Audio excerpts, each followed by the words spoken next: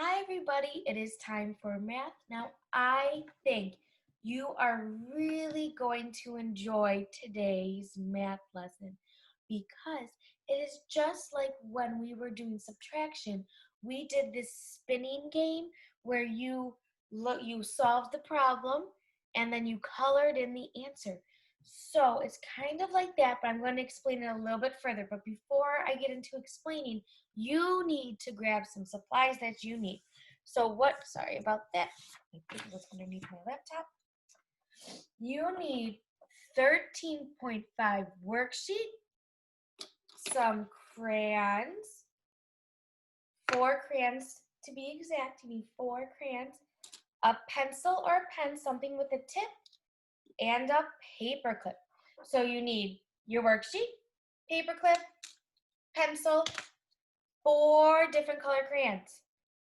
All right, so while you're getting that, I'm going to switch the view of my laptop so I can show you how to play the game. All right, just give me 1 second. Okay, so for today's math lesson, we are spinning the spinner and landing on an animal, and then we are graphing what we land on. So for this game, you need to spin your spinner 10 times. So write the number 10 on your page somewhere. So we know you have to spin 10 times. Now I'm only going to spin 3 times just to show you how to play the game. And then it's up to you to finish the game. Now when I said you needed 4 crayons, it's because we have 4 different animals we're working on. We have the hippo, the lion, the monkey, and the zebra. So what I'm going to do, I'm going to be silly today. I'm going to color in the pictures with crayons that don't match the animals. So for example, for the zebra, I'm going to color in purple.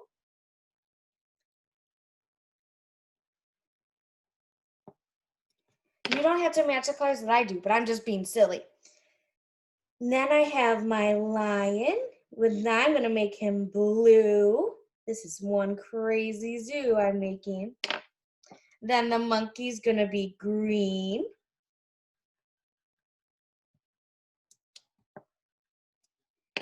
And then the hippo is going to be red.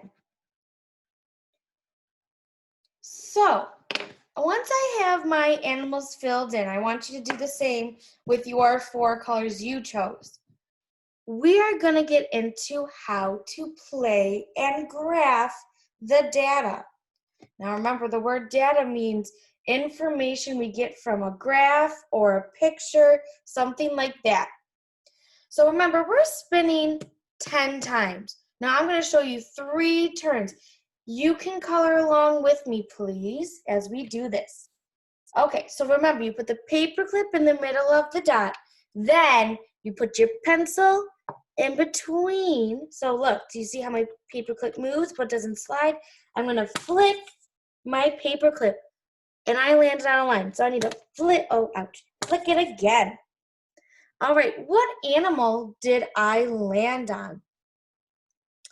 I landed on the hippo. So take the crayon that you chose for hippo and color in 1 box above the hippo. Make sure you stay inside the lines to make your data really easy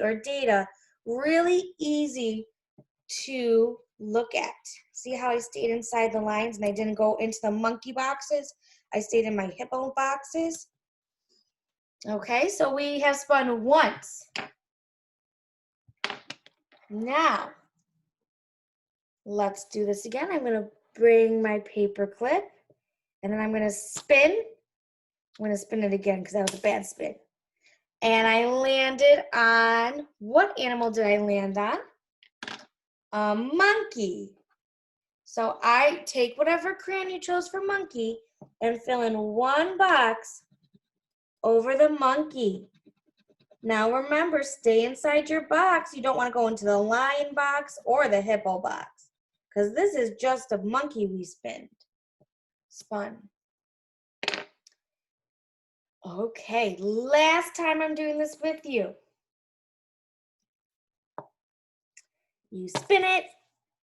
And what did I get? I got the hippo again. So you choose whatever color you chose for the hippo and you color in the box above it. If you already have one colored in, then you go on top. You build like a tower.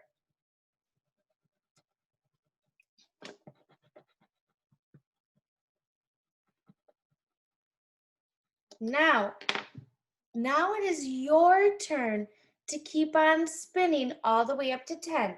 So I'm going to show you how many more spins you have to do because we did 3 together. So I started off with 10 spins. I already did 3, so I take away 3 spins. So take away 3 fingers. 1, 2, 3. How many spins do I have left? Let's see. 1, 2, 3, 4, 5, 6, 7. So you need to spin your spinner 7 more times and fill in the boxes, and then you get to the questions. Now I'm going to tell you what the questions say, but I'm not going to fill them in because I didn't finish the graph yet. Okay?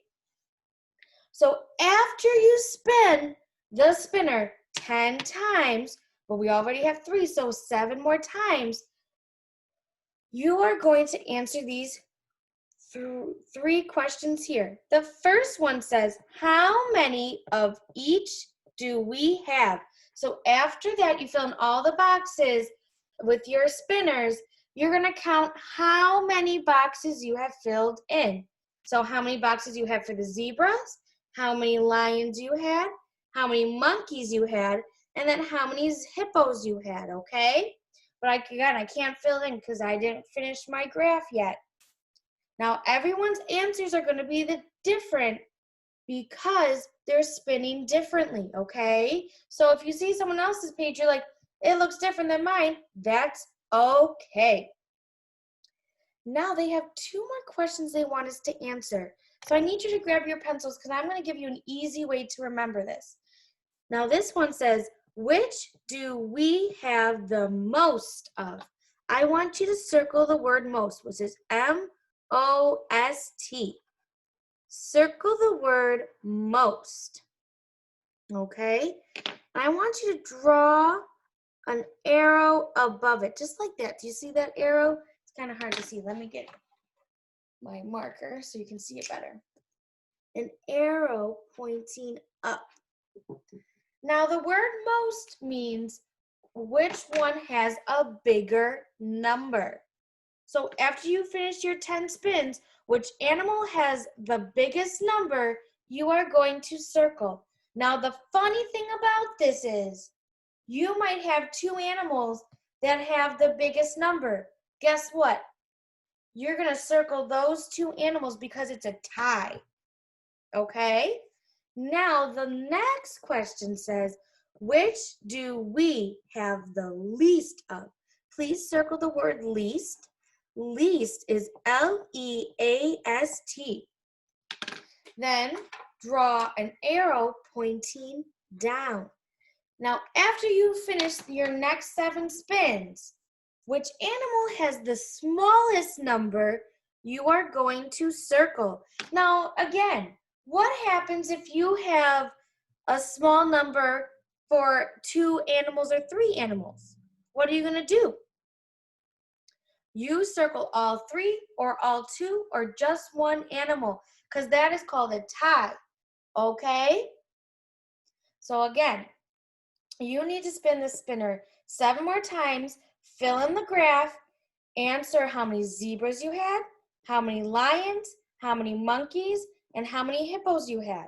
Then you need to circle the animal you have the most of, then circle the animal you have the least of. Now before you get started, I need you to flip over so I can explain the fluency page. Just give me 1 second. Okay, so on the back, we are just going to keep, mine doesn't have a back. 1 second. Okay, now I have one. So 13.5 fluency page is practicing adding and subtracting. Now I want you to look at the paper again. We're going to review the symbols. Now, What is this symbol called? Who can tell me what this symbol is called? It's called a plus sign. We use the plus sign in addition when remember, our number gets bigger, our total is bigger. Now, who can tell me what this symbol is? What is this symbol right here? It's a minus sign. And when we see the minus sign, we know we need to subtract. When you subtract, the number gets smaller. Now remember, there are many different ways to show addition and subtraction. Choose whichever way is easiest for you. Now, it is time for you to start your game. So I want to see you complete this page and post it below. I cannot wait to see how everyone did on the game. All right, I'll see you later. Bye.